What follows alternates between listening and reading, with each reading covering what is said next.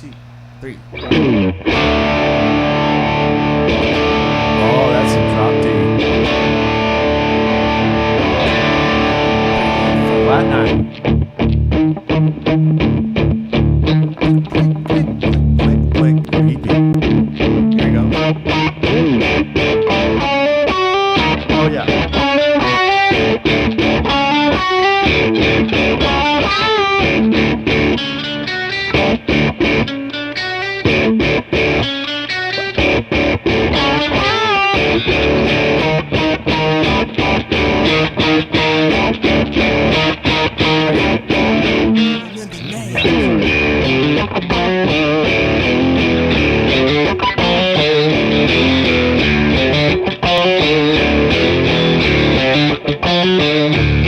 How's everybody doing out there?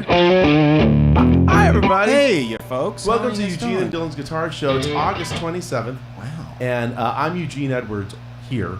That's Dr. Dylan Kellerjury right over there. That's me. And we are doing a little quick dive, if you will, into Killing in the Name of by Rage Against the Machine. What year was this? 92. Something like that. By the way, Dylan, full disclosure, Dylan called about an hour ago. He says, I just want to address the elephant in the room. Dylan selected the song like a week ago. We said, yeah, that's a good one to do. And then, of course, there was tragically there was a school shooting in Minnesota today. So we consider like, oh well, with the title of the song, should we not do this topic? We're moving through with it. Obviously, this song isn't referring to that incident and it doesn't advocate killing. So I just want to kind of like address that. Yeah, just the elephant in the right. In the, and in the I chat. have, before we get into the song, I have a little guitar, a little gear story. Oh. You don't know the story. So on Sunday, I was playing at this cowboy bar, and As one does. On a Sunday, Right. And we play one long set at first, fabulous, Beautiful. and then we take a bit of a break, and then we come back, and my signal is, and I play a note and Out of your guitar amp? out of the amp. I'm thinking, Oh. and I look at the bass player Brian Netzley. I said, "Is that a good sound, Brian?" He goes, "What? You didn't want that, or?" Yeah, I don't. I said, "Is that bad? Like amp bad or pedal board bad?"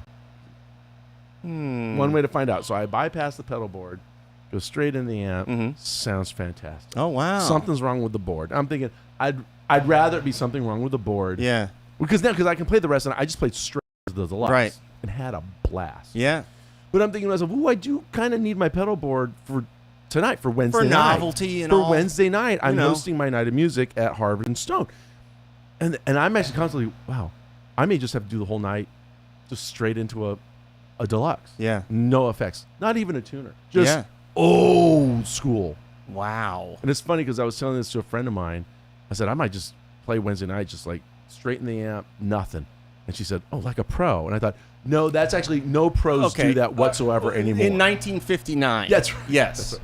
So I take the pedal board, I take it to the pedal board guy. Right. There's a guy in Burbank. It's just called like Los Angeles Electronics. Like the name of the business is kind of. Is he just open all the time? Like he's. No, he's open from noon to 5. So yes, he's So bankers I'm, out. so I'm parked out there like at 11:45 just waiting. Open. It's a Mervin's Open. commercial. Yeah, Yeah. So I knock on the door and the guy opens it and he looks at me and I guess I took my board to him like a year ago and he set it up for me. So I've never talked to him since because he did a great job. Oh, wow. He opens the door, he looks at me, and he says, "What'd you do to it?" Yeah. That's the first thing he said. I'm thinking, how does this guy know me this well? Well, he just know this is So a story he knows. Yeah, so I explained to him what's doing. He was okay, and he just looks at the board and he just like, no, okay. So there's like 4 or 5 like very new pedals that Fender was nice enough to give me. Sure. And then there's 3 pedals that are much older, Right. like early '80s older. Wow. These old analog pedals that I like.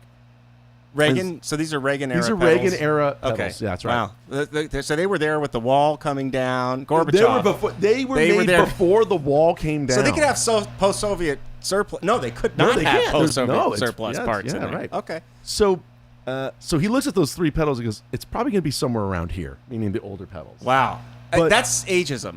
I just want to throw. I okay. thought so. That's what I just want to throw that out there. Are It's you very trying to just offensive. sell me pedals here at this point? It's very offensive. So he just takes the cables that are in and just kind of twists them a little bit. And and there's a lot of crackling going on. So he takes all that character. So he takes some sort of contact cleaner spray thing, goes, puts it in there, works it in, like plays like a dream. Just perfect signal. Perfect. That was it. And he's like, that's it, get out of here. No charge. And he says, but replace this tuner pedal. I've got the Boss TU2, the white tuner pedal. Oh yeah, and he's like, he says, well, that's your buffer. That's your first pedal. It's not true bypass. Right. So just replace it. I said, what do you suggest? He goes, oh no, get a TU2. He said, don't get the TU3. And I said, what's that? He goes, don't get the TU3. Wait. It's like, okay. What's wrong with the current TU2? It's just so old. He said, no, I actually asked him that. He says, look at it. That's what he said. It's gunky. It's just like, I just been stepping on it for probably a couple of decades. Okay, It's the same tuner. See, my stuff usually gets stolen before it can get that Oh. old. So I'm impressed. Like that, it's sort of a washing out, like a wash sale in stocks. You know, it's just, So I am going to use my pedal board tonight. But if you're using a pedal board and you hear an interference, it's so, it may just be as simple as just kind of clean the jacks on all the pedals. right. Yeah. Unplug them, little contact cleaner. Throw it in there. And I asked him, I said, how regularly should I do this as a maintenance thing? He goes, whenever once a year. you hear crackling, like you'll hear interference. And Yeah. that's when you know you need to clean it out. Yeah, right. Anyway, so that's a little gear tip. And pedal boards are sort of like the dark forest of guitar playing. Like Well, a here's lot the of things can go wrong. Okay, so that was you know? the thing. On Sunday when this initially happened at the gig, Right. I said, I said, I'd rather it be the pedal board than the amp. And Brian says, yeah, but chasing that's not going to be fun. I said, I'm not chasing this. Yeah, right. Life's too short. I'll pay money to have someone else find which one of these tens of little tiny cables. Yeah. It's the bad. We call one. that delegating, but Yeah. some people call it elitism. So you decide, right? You guys decide for your. I'm a leadist guitar player. I play the leadist. I played the lead. I play the leadist. I'm a leadist guitar. Hello to Henry Coppola. Great to see you Carl, guys. Merrily, hello. Guitar dudes John. and dudettes. Dave. Darren. Josh, my man Josh Holman. I saw him last week. He was in the front row with his lovely wife. Oh, wow. And were we in Knoxville? Was that Chattanooga, wasn't it? Mobile. I love Mobile, Alabama is fantastic. By the way, he lives Mobile's great. it's like, It's a very well-educated city. and not only that, I think a lot of people being from California, if you've never been to Alabama, you don't even know that it has a coastline. By the way, you're not even sure. The Redneck Riviera. And then It's on gorgeous. top of that, you don't realize it's actually very nice. So there's that too. The water's much warmer than here. People are sweet. Life is easy down there, man. Conversations in Along's Drugs that they fill your heart. It's like a living Hallmark card. I love it. Yeah. By the way, here's another story from the road. Yeah. And it was the Chattanooga show. Sure. I'm pretty sure. I don't think Josh was there because he probably wouldn't have tolerated this. Anyway, we come out playing, and there's a guy. Sure. About 3 rows, but in the 3rd row, directly in front of me, Right. in a white shirt, Okay. I don't like him. middle-aged guy. I already don't like him. From the beginning of the show, he's doing this, looking at me and doing this, You're thinking. and shouting in the positive, turn your guitar down. He's just doing this over and over again. And now he's again 3rd row right in front of me. He's like, how do I look around? How do I ignore How do this you guy? ignore this person? Josh, were you there? Josh was there. It was Chattanooga, man.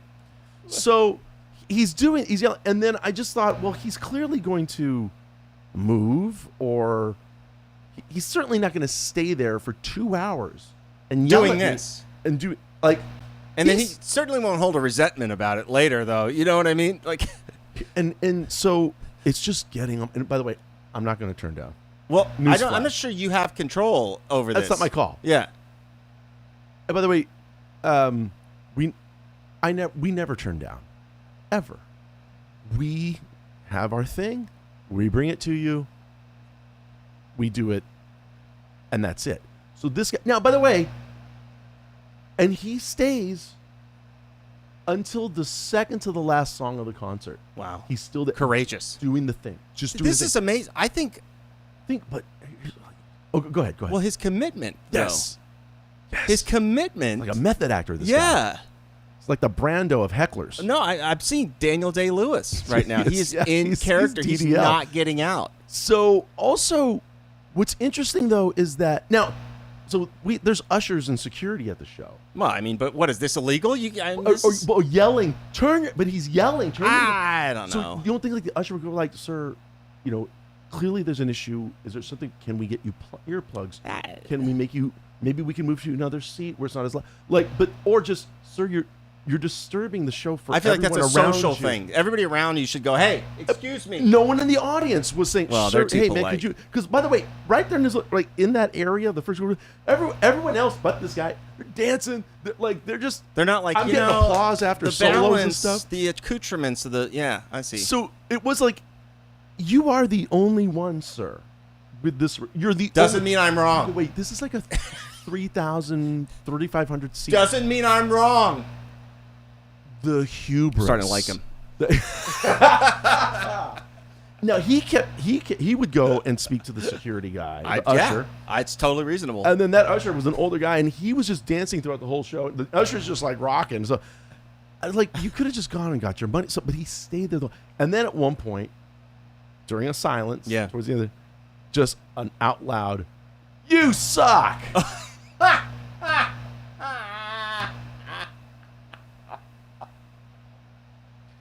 And I don't know how to work with that. But you know what I really want to tell him was during you wait till there's everybody's like, it was fantastic. Anyways, you suck. That's what happened. I swear to hand to God. And here's what I really want to tell him. Was like, you should have seen this last night. I totally missed the cue for 1,000 Miles from Nowhere. I dropped it. I sucked then. I suck less now. Way less, by the way. I wanted to find myself. I told Dwight. So Dwight typically tells a relatively long story before we go into 1,000 Miles from Nowhere. And you felt like more miles should be added. And so he starts, but then he just decided not to tell the story this time. Oh, well, that's not fair. And he took, look, first rule of stage, don't take anything for granted. Right, do whatever you, good point. Right. But I usually take that time to chat with my tech about something, get a drink of water. Right. And he just turned to the drummer, and the drummer went, plap and plap, and I have a bottle of water in my hand. And I just drop it, and and Dwight's laughing at me, and I just want to punish myself. So so like the boss, he just knows that I don't do that regularly. I don't. But I told Dwight, I was like, I'm gonna find myself. Yeah. So I just skipped the story. I should have said. I was like, no, you shouldn't. You should just be ready whenever you want to do the song. That's how this goes. Anyway, that's the night I sucked. This guy saw me the next night when I didn't miss any cues. But I do listen. I appreciate his commitment, and when you have an opinion in a boardroom, you have to just stand on it, stand on the hill, strongman it, as they say. Is that what they call it, the strongman? You strongman it. Okay, don't strawman it. Yeah. Right. Yeah. Hey, hi, Bruce Richard. Welcome. Hey, we're glad you're here live as well. Absolutely. So enough about my problems. Let's talk about yours. No, let's talk about this fantastic tune, which is we're just going to really just talk about the introduction of the song as it gets in the first verse, because that's really all the musical pieces are there. And we can count 3 or 4 different riffs or motifs sections. Right. So I count the very first, just the opening. Obviously, as most of you have already guessed, Tom is in drop D. So he's just taken his low E string and dropped it down a step to D. So and there's a little phaser on the guitar, I think, in the beginning. There's just it's not too much phaser, but it's a little bit of phaser that's on the guitar. Yeah. Now when we do a drop D, clearly we can now play a note lower than we normally can. Right. There's that. But I always notice now when I play an open D chord, I tend to mute the low E string with my thumb, and I'll also play the open A. So when I play a D chord, more often than not, I'm hitting that A, which is the 5th note of our scale. So it's like I'm putting the 5 on the very bottom. Like that. When you drop D, now obviously you can hit the lower string as well. All right. So not only do we have this lower root note, but something happens. I just feel like there's something really interesting about the nature of the A note, of this open A string, Sure. the fifth in our chord, it now sits in between two of our root notes of D. And and maybe because of the phasing or something, but in that very intro, I feel like the A string is like really reacting. Yeah. It jumps out. I feel like, the fifth is really kind of poking through the mix and Right. to my ear. And I always thought that's something that jumps out to me in the very It's just a bunch of root fifth. There's no. It's just and there's no and that's third. what you do in classical music when you really want to establish a key, or when you want to like add gravitas to something. Because it's such a solid interval. Yeah, well, and it's such a solid foundation of that key. So like the overtone series, for example, right, of a single note is the note, its octave, its fifth, and then its third, and so. Like the third is last in the chain. It's the last in the chain, but it's heard in any single note. This is why digital music that goes through anything digital doesn't quite land the same way, because it doesn't have any overtones unless they're digitally created. Unless they're programmed. And then we can argue about it. But anyways, that's the overtone series. So when you think about it, you still have thirds that are implied over root fifth, which you're not playing, which you don't have any. So there's that. So then what's the next thing that happens? Okay, so then we have guitar out. The energy comes down, right? And just the bass player. It's just bass and no. And this is the coolest thing about the entire song drum-wise for me. Yeah. Although he does play a break beat, a double-time break beat, which is also really hip. Remember that song, I'm the Fire Starter, the Mystic Fire? It was by, what Firestarter, you guys. Remember the Firestarter song? It was like a... It was the. Oh. Do you remember this now? No. Anyways, all right. So they'll come up with it. But so what the hell is that? Oh yeah, there is a like a cowbell, clack clack clack, kluk kluk kluk. So the drummer has voiced cowbells in this band, like multiple. Woodblock cowbells. See it in the video. I think it's a woodblock. You're right. You see them stacked. Hey, they're cowbells. Listen, not are they? But they're both cowbells. Okay, both. So, it's two cowbells. When you leave home and you have a gig and you have to bring not one cowbell, but at least two, you're not playing around anymore. Things have gotten serious in your life. Yeah, exactly. I'm sorry to I heard the best story. My daughter told me the best story the other day. No, it's good. She has a friend, Andre. I'm glad. And he's in high school. He's a drummer. Sure. He's very good. And I'm going to put him in contact with you. He would really love to go to USC. Oh, okay. And so I wanted to talk to you. Sure. He's very determined. So get his wallet out. And he's got his wallet out. Right. He's got it. Prodigy. Josh is helping us out with everything. Thank you, Josh. So I'm the Mystic Fire Starter. There you go. There we go. And so Andre's he's got his kit in the garage. He's been playing, but his parents, who are very conscientious, very sweet people, said, "Look, yeah, you're playing, but you need to write a handwritten letter to our neighbors. Yeah, to address this. Sure. Now that you're playing. Yeah. So he writes a letter, just saying, I'm sure you've noticed I now have a drum kit. Because he's been practicing a lot, but he just hadn't had his kit. He would practice at kits at school, I think, and he just had practice pads, but now he's got the kit at home. Right. And if this is a concern, if the volume, I understand, just like I'll accommodate. But if there's maybe certain times, or if nothing works for you, I won't use the kit. So the next door neighbors, their response was a package was delivered to his house. He opens it, and there's a note from them that says, "Andre, it sounds great, but we noticed you don't have a cowbell," and they bought him a cowbell. Okay, can I do a follow-up story? That's the sweetest story. I want to do a follow-up story. Love that story. So I don't know about you guys, but when I was growing up, we were in a band in high school and junior high. I was in junior high. Everybody else was older because my brother was older. Anyways, so we were in a band. We were raucous. There may have been an occasional cigarette that comes out here and there. I don't know. Things were out of control, you guys, okay? So anyway... Keep going. And my neighbor, garage, sometimes it's 145 degrees, right? Mm-hmm. We have amps.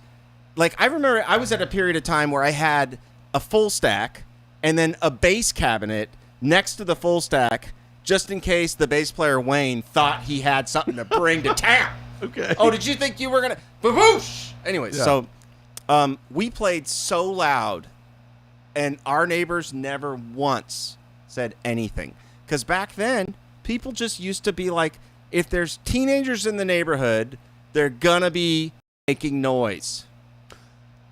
You guys weren't like on your phones, No, or in iPads with ears. We were playing this song and others. You know, it's literally. So Josh Holman he took this picture during the show where the guy was yelling at me. Show it to Shit, I don't know if this is gonna. Yeah, I think it'll show up. Show him. Look at that. Can you see the face? I don't know if they can see the face. I think. Get a little closer. A little closer. Get a little closer now. A little bit further now. Maybe a little bit further now. Anyways, well, I'll describe the face to you. It's a bit of a. It's a scowl. I'm not happy. Yeah. I'm not. Thank you, Josh. But it's a kempt unhappiness. You know, you're not falling apart. I may have not said out loud to this gentleman, but something maybe, your mother, but maybe, right? But maybe if there were lip reading, he may have. Did you go to your mom and stuff?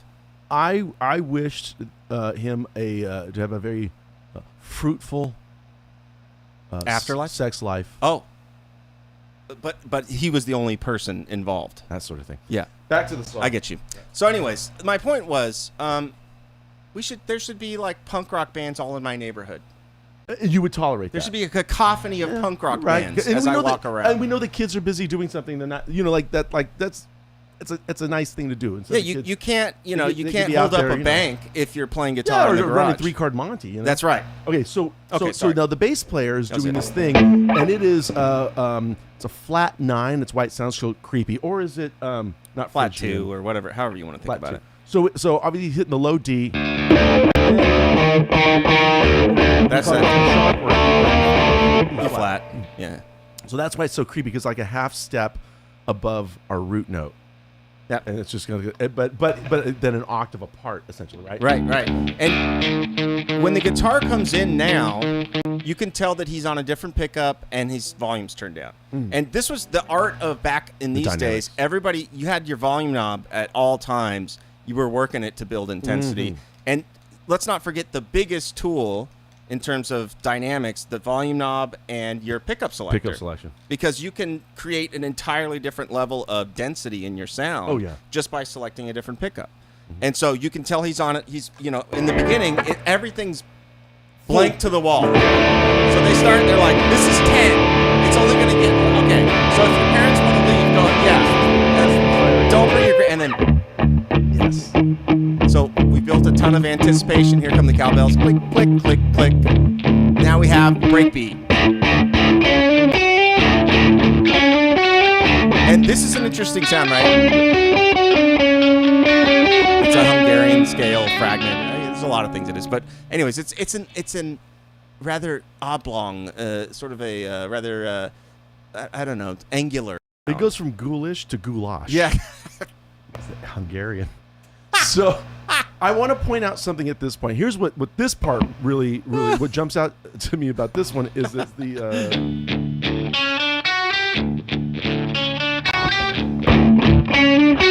variation.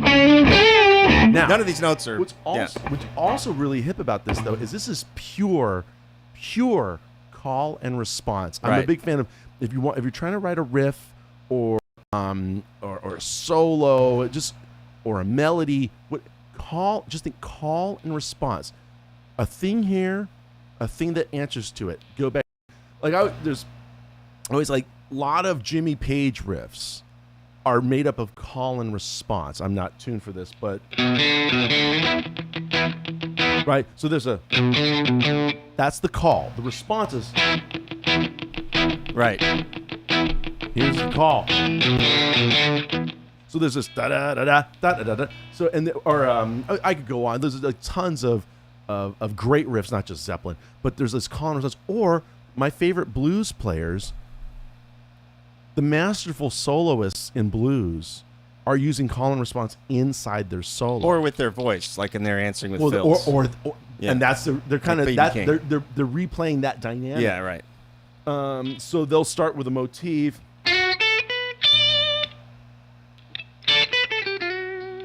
So that was the call, then the response. And then it goes to the 4 chord, and he might, which is really just a slight variation of that first response. And then they might, anyway, just listen to It's a call and response, and this is great. Right. Only it's something's a little off here. Well, you had the chromatic. Yeah, right. Sorry. That's what they're implying. Right. The whole thing, but it's got this very kind of So then it comes to the riff next. Basically, is the next part. So that's the. Oops. Sorry.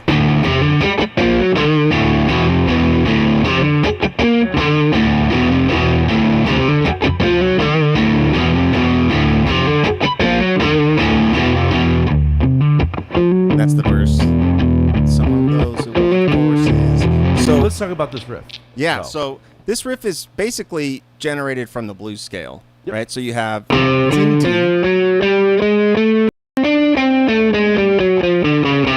when you have like a bop or a blues scale, you have a major, minor, third a lot of times. And so that's what it is. It's like a blues concept. So it's flat 7 to 1, and then minor 3 up to major 3. Back to blue. It's funny because when I first plugged in the telly, and there's muting and syncopation involved. Yeah. But so it kind of sounds like it can be like a country riff. It's like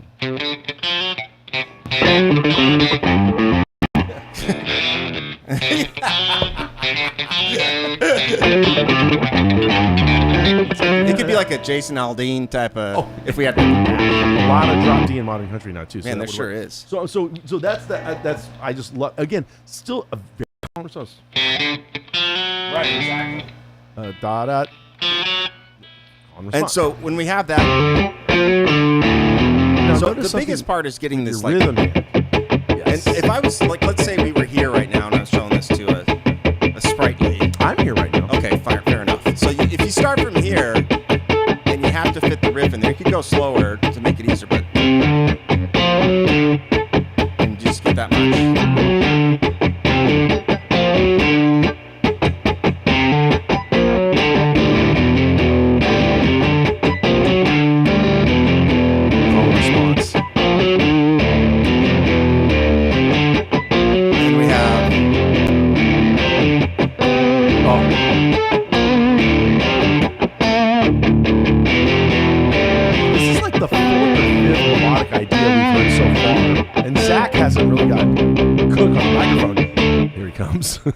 You do what they told you. And so they're really doing. There's so many dynamics here so far. Yeah, right. Stops and starts. Like you said, it opens with like the biggest sound they're gonna make, really, and then it gets quiet, and then the bass player, they just start to add the pieces back up again. Isn't Zach De La Rocha one of those singers where you feel like there's a lot of spit involved? There should be. I feel like there's just like a continuous mist. He was an Eagle Rock guy for the long. I would always see him. I used to see him actually over there. Yeah. He still had the same. He actually still looks kind of the same. He looks exactly the same. Doesn't look any different at all. Yeah, Tom too. Quite frankly. Yeah. Do we have questions? Oh wait. Oh, is he big on the kill switch? He's very big on the kill switch. So if it's see, I have a kill switch, but it's not a kill switch. What it does, this switch right here. Let's say you're on the I don't know. You're here, right? And you're going. What?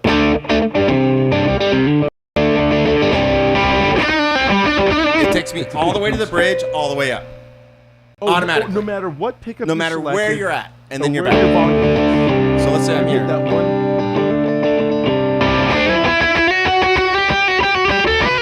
And I could program it to do something different. different. Takes you back to the original Takes me volume back to the and the original. Did you ask for that? That's how they had it set. I think it's because this is they copied it from like Guthrie Govan. Who? Right. Yeah. No, I don't know. It's a mythical creature from Narnia. No, Guthrie Govan's a famous guitar player right now. Or not right now. Everybody. Eugene doesn't know who Guthrie Govan is. So it's sorry, like a Prague guitar player that was hot for a while. He's British, Corona, smokes a lot, very curly hair, plays corn-fed amps, probably about 5'8", 5'9". Is that helping? Is any of this helping? It's Cogni. No, he's got more of a pop accent. Is he one of the Spice Girls? Yeah. This episode's gone off the rails. Well, look at the material. Oh, yeah, I mean, like Sean Brisbane points out, said when he was a kid, it was in grade school. He said There's several teen bands. They were everywhere. No one complained about noise. Good old days. Yeah, absolutely. So, lightning round, you guys. Any questions you have for me or Eugene, or anything that you guys have been doing that's significant? Anything you guys want to ask us about? Did you guys anybody learn something over this summer maybe, or this year?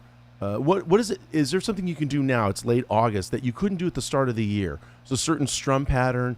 It could be a certain chord switching, a solo, a riff. Could be your favorite protest songs too. Favorite protest songs. Dylan, are you making this up? I think he is. I was not making it up. Yeah. I know it felt that way, but I swear I wasn't. You know, Meryl Lee wrote a song. Oh, Meryl Lee. And she's a private student of mine. She wrote a beautiful song, a waltz. And this is going to lead into next week's episode. It was in our private lesson. She played it, and it was funny. Meryl Lee, you don't mind me if I tell this story. And she had originally a kind of a long, involved intro. She was kind of up and down the neck, playing all these inversion stuff, and then the song went in. And then she dropped that and she just starts singing the song. Just goes into the song.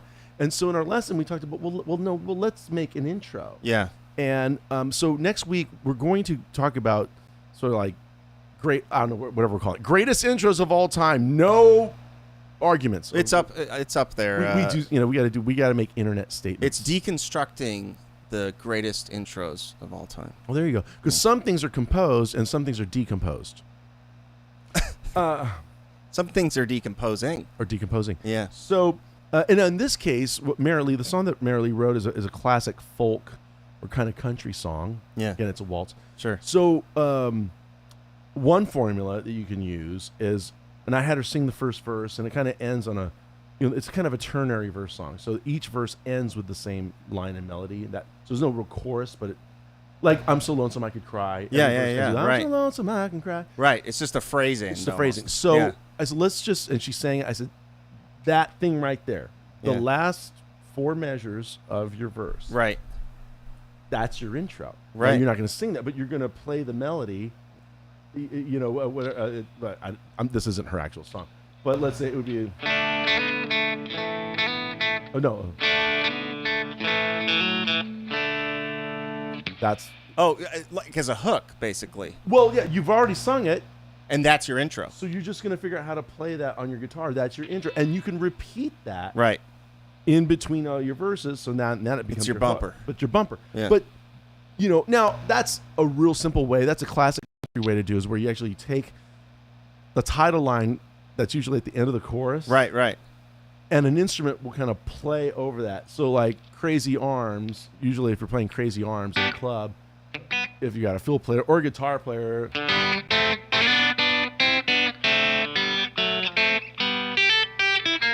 And that concept, it's a lot like playing they could say play the last 4. And so it's like I didn't know that was. Is that a phrase? Yes, it is. Play the last 4. Well, it's like just a song thing. Yeah. Play the last 4. Play the last. It's 4. the last 4 bars of whatever the song is, and that's what people oftentimes use for the intro. I'm sorry, of the chorus. Yeah. And that's what people oftentimes use for the intro. And if you were just staring at a piece of music and you're, I don't know, what are we gonna play the last 4, and then we're in. Did we fast forward a week and are we doing the episode now? Well, it's more of a teaser. Because I got to go to Alaska on Sunday. Well, assuming you make it back. Yeah. I guess I did because we're doing the... Anyway. Oh, you are back. I fell into that burning in the sun, let me go on... Wait, what's going on? I learned Ring of Fire. Oh, Ring of Fire. And Blister in the Sun. Oh, Blister in the Sun's a good one. Yeah, absolutely. And now I'm we can come up.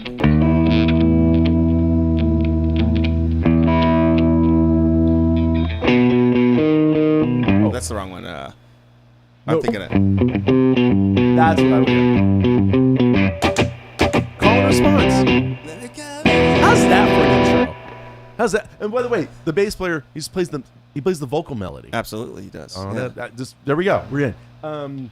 Ring of Fire. That's a fun one because usually no one has a pair of trumpet players like that's on the record, like Johnny Cash. Right. So you usually have to play that on guitar. Yeah. But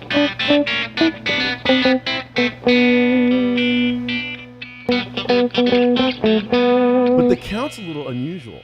1, Right. 2, 3. Da da da da da da da da. So and a 3, 2, 3. Oh, and it's not on 3 the second time. Right. Wow. No, like the trumpet there, it really is. It just accounts like you got to wait a little. And that's a bit. mariachi thing. Very much. Yeah. It's just it's a I brilliant don't mean record. just even in style. I mean that type of phrase, Oh like yeah, truncation. yeah. Oh yeah. yeah. Sometimes you just stay on the 5 until the tuba player is just kind of ready. Well, until he runs out of air, he falls over. That's right. Yeah.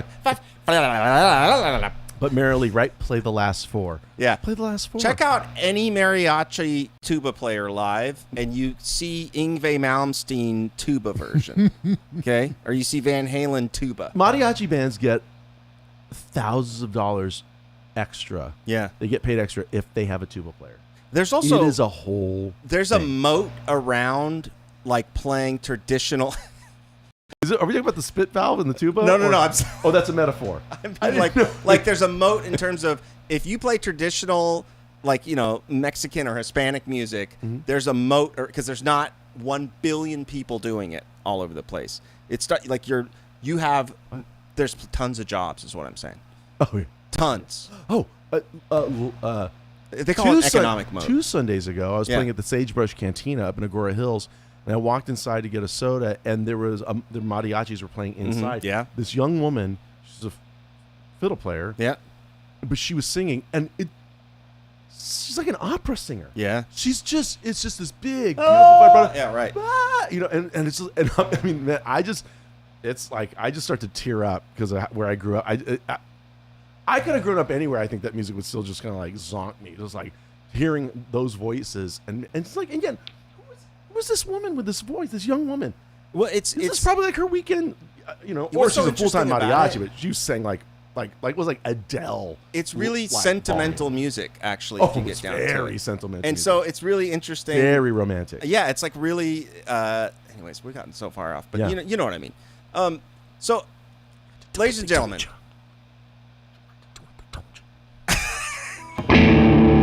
so after this, as the most important, the reason I think this is a great song. One thing, it's a protest song. So, like, put your favorite protest songs in there. What's your favorite protest songs? My favorite And protest song. I think there's That's an tons interesting list. of them, especially like as you go back to '60s. There's so many cool protest songs. But one of the things that the reasons this is such great playing is Tom Morello was such a rhythmic funk sort of rock guitar player. So this is with the muting and the all of it.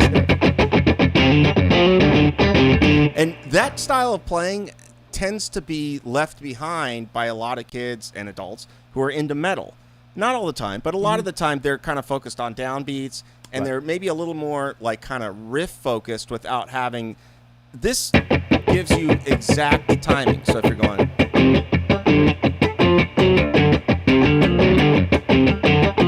You're basically your own drummer at this point. Sure. And so the reason that these guitar riffs I think have been so pervasive is that they really kind of took the market on this entire guitar style of playing where there's a backbeat in your playing, where there's a drummer. Because in your playing. with that funkier thing in there. Yeah.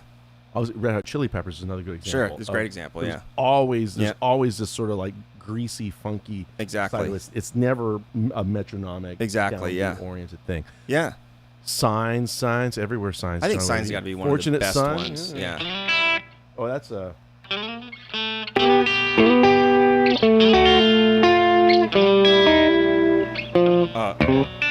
Well, I'm gonna drop these. Trick to that one is that Fogerty's playing that Black Les Paul. It's tuned down. The whole guitar's tuned down a whole step. Oh, he's playing the Black Les Paul in it? So we hear it in G, but it's played in A. Man, what a voice. As soon as he starts singing, it's already on. It's like a trumpet. For What It's Worth by Buffalo Springfield. Yeah, it's a great It's one. great. And Neil Young's got those in the beginning, those harmonics with a little tremolo on there, kind of sound like the police sirens. Do you know why it's called that? The song. No. So of course it was based on an incident that happened on the Sunset Strip. Oh. Where they were starting to. Teenagers were all hanging out at a lot of clubs. There were Sure. teen clubs. A lot of them didn't even serve alcohol, so teenagers could go. Right. But I don't know, it was a police force. Some politicians tried to make a name for themselves, and they just kind of like, Cleaned it up. yeah. And the kids protested, and the cops kind of got a little spicy. Yeah. Maybe it's more spicy than they needed. And Stephen Stills wrote a song about it, and it went to I think the managers or something like there was like, so what, what's the next thing? And he's goes, well, I wrote this song for what it's worth, and he plays it for him. Huh. And then they go, oh, that's great. So let's go. That could be the single. He goes, okay. And then they go, and Stephen Stills says, oh, I don't really, but maybe I should come up with a better chorus because, the song doesn't even have a title. And they said, yeah, it does. It's called For What It's Worth. And Stephen says, why? He goes, yeah, because that's what you said. Yeah, right. Because he said, well, here's this For What It's Worth. For What It's Worth. He said that before. And it's not even in the song anymore. No, that's why it's not in the song. But his managers assumed, because you said that. See, it was back in those days, folks, where you didn't have, you didn't have to beta test an idea, and they were like, well, let's take it to the people. Let them. You just, you threw some words down the stairs on little cards, and you picked them up. Ohio, that's a good one. Man, Jefferson Airplane. It's got to be. Volunteers. Yeah. Is that which record's that from? I haven't heard that. I'm not that familiar with the song. I know I've heard it. I Deep Pool, Darren. I kind of think Signs is maybe my absolute favorite Oh, yeah? protest song. Was it with a five-man band? Five-man electric band. Five-man electric band. Everywhere the Oh, scenery man, see, taking my flashbacks. mind. Look out. Look at Do him. it. Put it out, man. My mom's coming. Okay, sorry, Mom. But you guys get the idea. That's great. That's great. Oh, put it. Yeah. Sorry. How did? And then eventually it always gets, so why can't I smoke in my room? It's like an episode of the '70s show. Yeah. All right, guys. Well, actually, I've got to wrap it up because I've got to get ready to go. We both host have my night. engagements. We have engagements. Yes. We have things. I might have to stop and get some soup or something like that. I really haven't eaten today. Although soup is what you think of? It's like 140 degrees outside. Yeah, I'm a nut. Wow.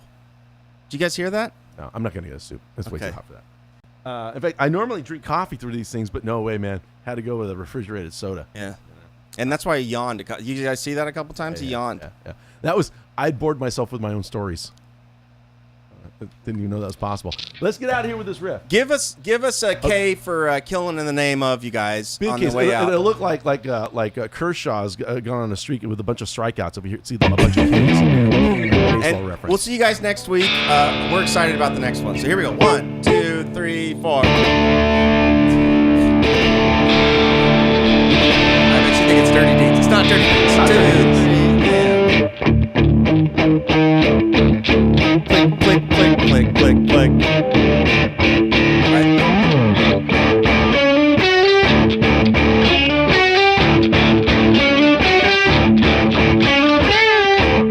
Let me smoke in my room. Yeah, look at those Ks. Here we go.